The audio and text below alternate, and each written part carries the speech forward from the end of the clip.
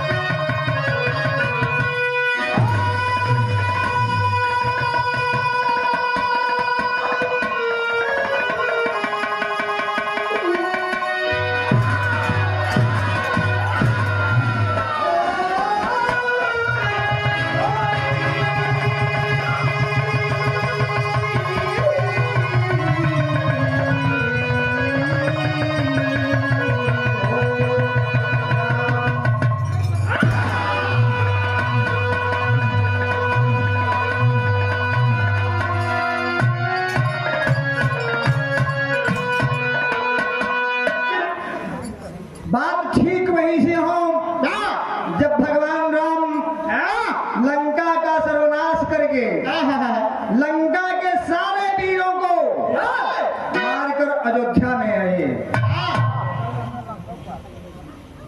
बात वहीं से शुरू हुआ हमारा।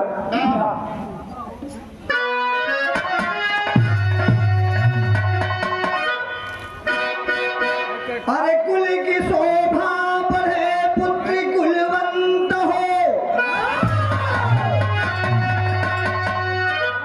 किंतु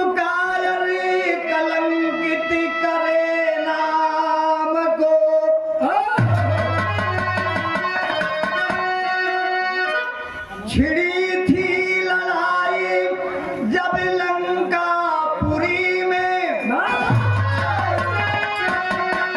अब उठाना पड़ा था धनुष राम को। वीर लंका के लाखों जब मारे गए,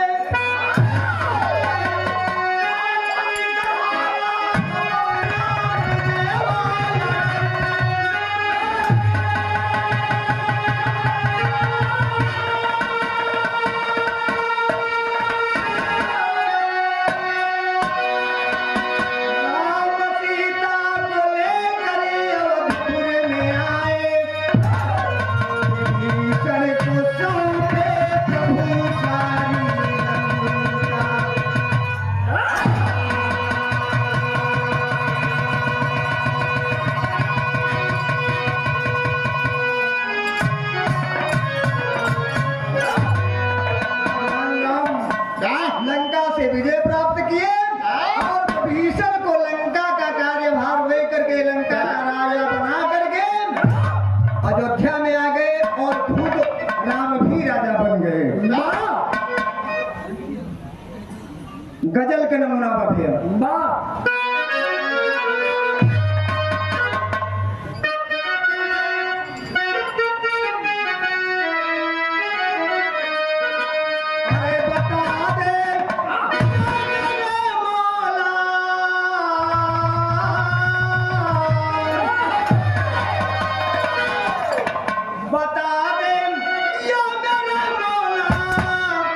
मदीना कैसी बसती है।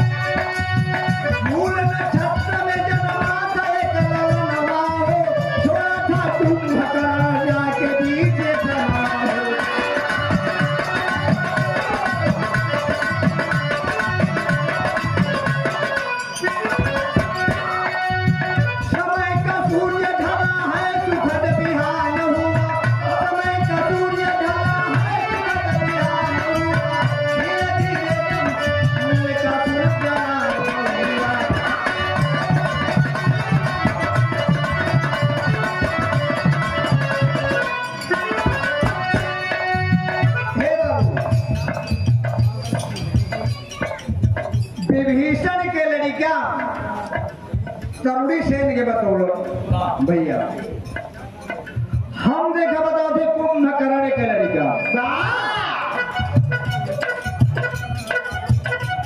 लंका के सारे वीर उस समय मारे जा चुके थे लेकिन एक वीर बच गया था वो था तो कुंभकर्ण के बेटवा जेकर नाम उल्कासुर बताओ गया और महतारी का नाम तरितमाला बताओ गया वो बच इसलिए गया जब उसका जन्म हुआ बचपन में ही कुंभकर्ण ने उसको जंगल में छोड़ दिया इसलिए कि वो मूल नक्षत्र में पैदा हुआ था दोषी मान गए उसको वन में छोड़ दिए बाबूजी धीरे धीरे वही कुछ वो बच्चा सयान हो गया जब सयान हो गया पता लगाने लगा कि आखिर हम जंगल में घूम रहे हमारा महतारी और बाप से क्यों हो गई पता लगाते लगाते किसी तरह से पता लगाया कि हमारे बाबू का नाम कुंभकर्ण बा हमारे महतारी का नाम तरितमाला बा और कोई अयोध्या का नाम आकर के मेरे पिताजी का वध कर दिया मेरे लंका के सारे पूर्वजों का सहस्नाश कर दिया उसके आत्मा में प्रतिशोध की भावना भड़कने लगी जब प्रतिशोध की भावना भड़क गई कि मैं उस अयोध्या वाले राम से बदला अवश्य लूंगा और अपने चाचा विभीषण से भी बदला लूंगा जिसके कारण मेरे लंका की नाश हुई बाबूजी कमाए के खून उबले लगल तमाए गए लड़का लागल भगवान ब्रह्मा जी का तपस्या करे देखिए तर्जमा मास्टर कैसे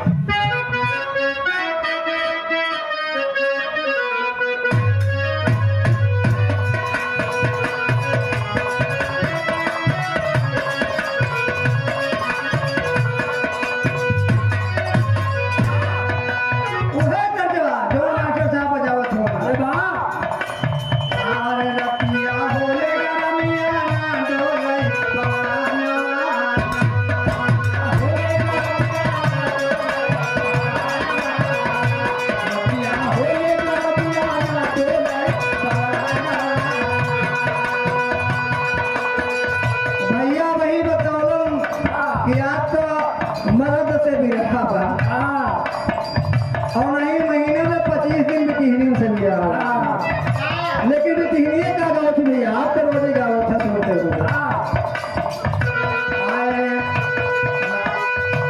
राजा खोजा है राइल कहाँ मोरी दुलानिया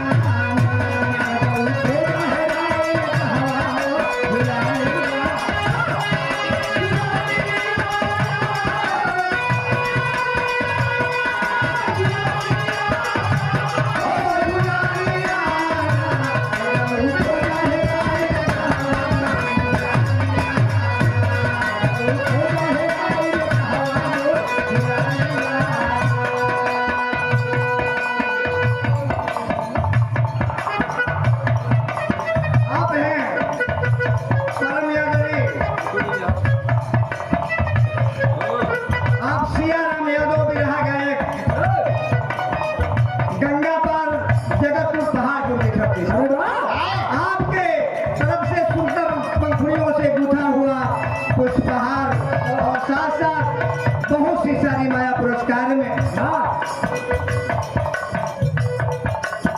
बहुत बहुत नमस्ते भैया जी हमारे बुल्लू गुरु गावे कैसे हो कैसे गावे बड़ा पुरान संजय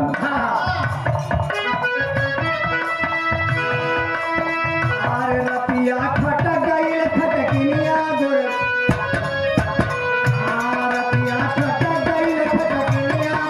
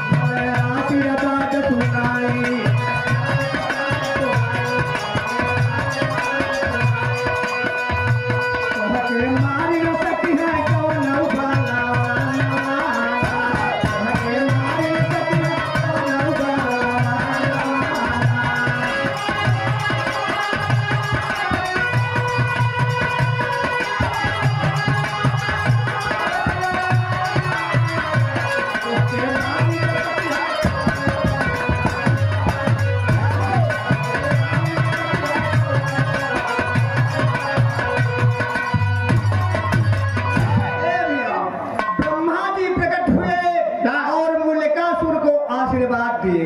आशीर्वाद यह दिए कि आकाश पाताल मृत्यु लोक तीनों लोकों में कोई भी वीर तुझे मार नहीं सकेगा, लेकिन याद रखना किसी असाधारण नारी से युद्ध मत करना। किसी असाधारण नारी से युद्ध करोगे तो तुम्हारा वध हो जाएगा। ये बाबू जब तनी बतिया ब्रह्मा जी का वरदान पवले सु बोलेगा तो तमतमाए के चलल, तमतमाए के चलल कहाँ मास्टर।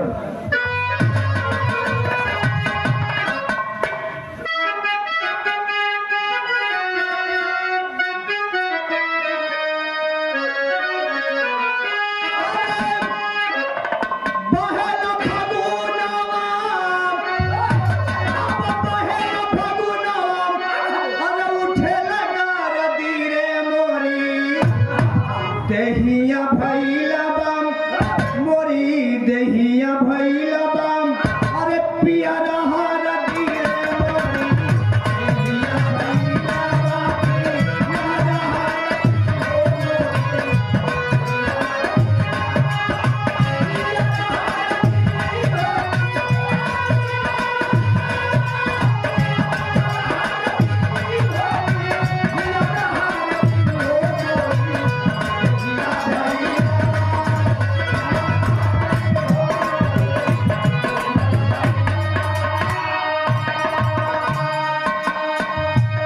बिरहा में भाव लिखा गया।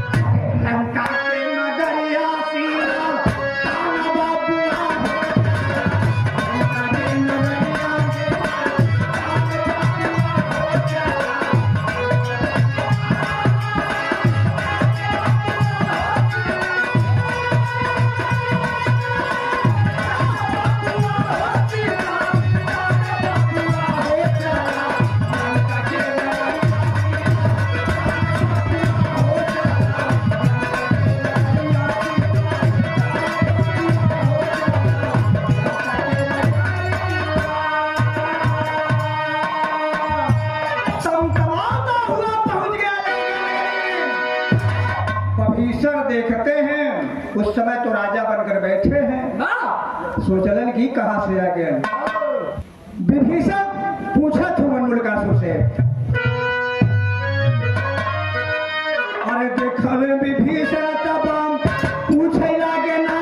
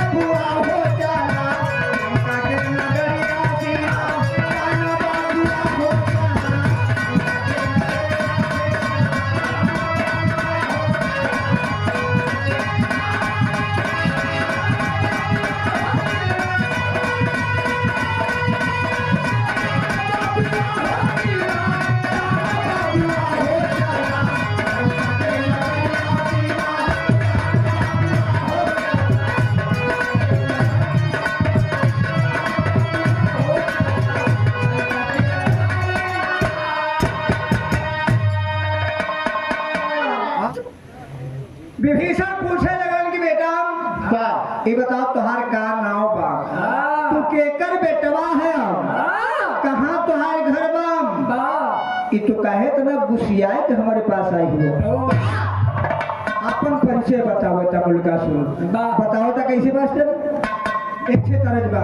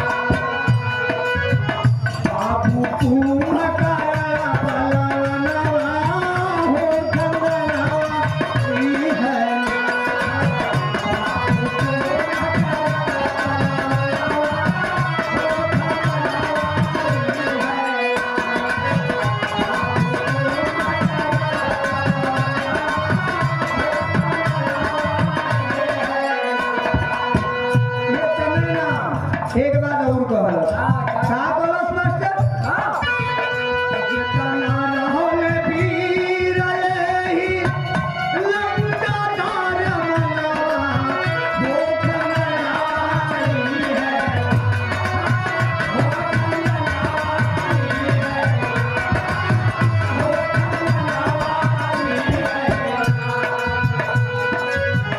मारल गईले तोहरे करनवा भूख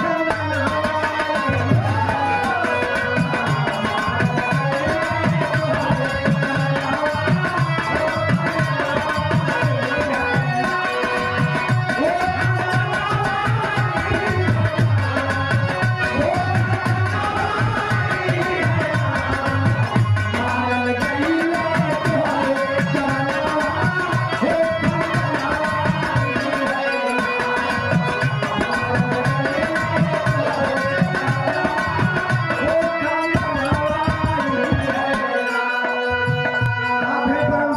संजय यादव मदौली और हरीशचंद्र यादव भी ये दोनों साथियों की तरफ से 100 रुपए का पुरस्कार है।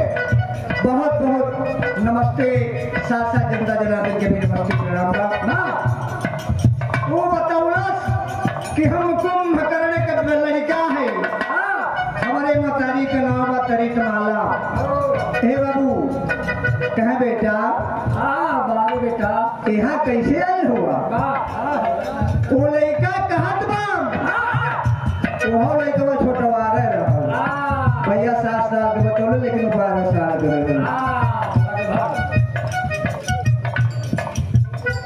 कहे कि हम बदला लेवा के खातिर आए हैं।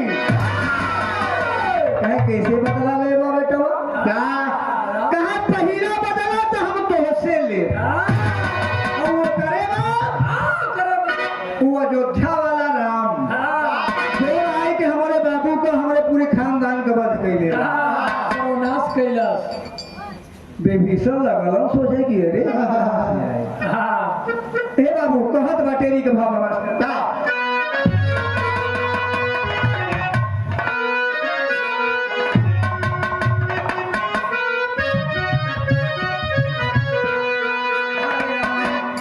अरे लड़ाई आर पार के होई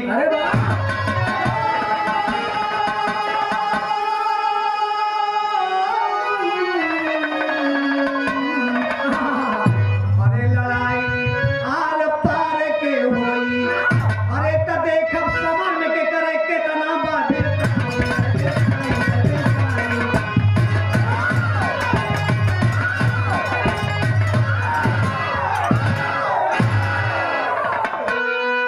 उमरकासुर कैलेश का खींच लिया तलवार हाथ से,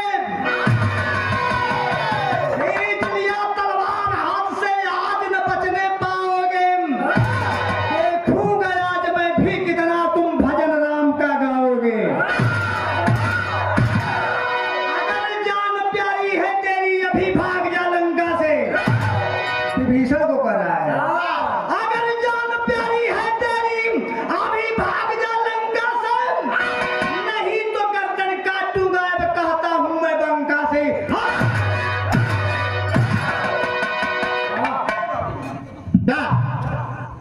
विभीषण बड़ा चक्रपण की अब तो इजनात में हमारा जान न बख्शी। बाबू तब तक कैलेश का थे तरजवा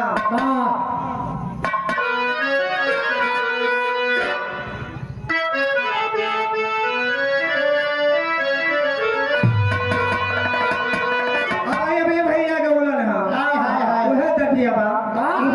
कौन और